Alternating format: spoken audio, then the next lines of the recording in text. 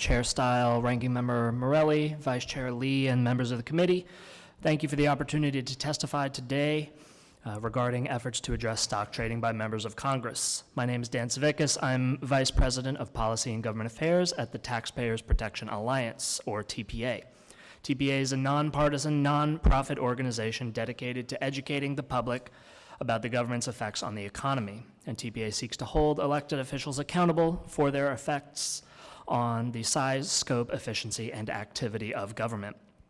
As our mission statement suggests, TPA believes members of Congress have a unique ability to impact the performance of the American economy and the global stock market.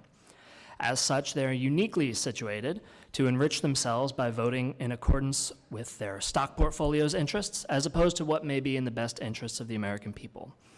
Alternatively, they have the ability to trade based off of non-public information in a way that would land ordinary private citizens in legal hot water. Naturally, this has bred mistrust amongst the American public, which threatens to be destructive.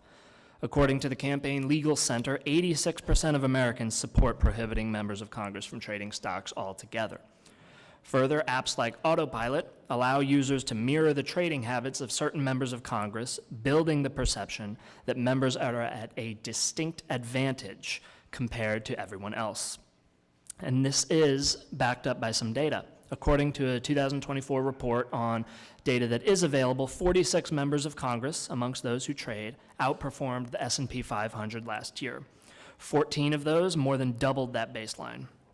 And per a New York Times investigation, 3,700 trades between 2019 and 2021 posed a potential conflict of interest based on the members who made trades and given issues before their committees of jurisdiction.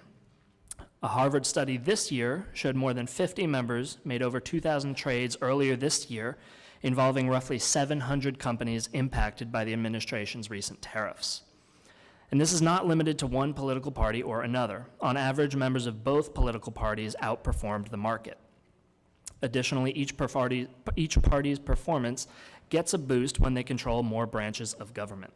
This only lends further credence to the public perception that congressional representatives are using their office for personal gain rather than public service.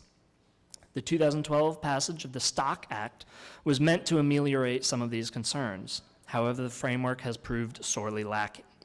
The penalty for a violation is a nominal $200, hardly a useful deterrent given some of the sums available.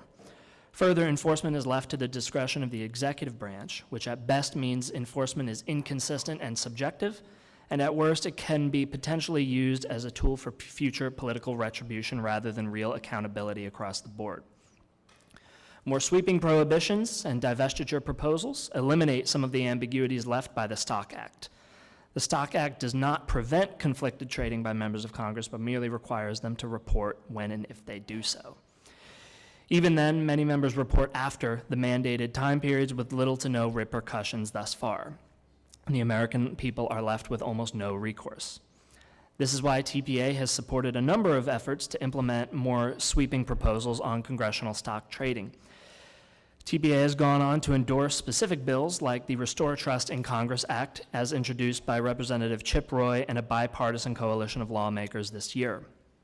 As an organization dedicated to providing accountability for elected officials, TPA looks forward to working with this committee to help secure reforms and provide said accountability where previous efforts like the Stock Act, though admirable, have fallen short. Thank you for the opportunity to provide this testimony today, and I look forward to your questions.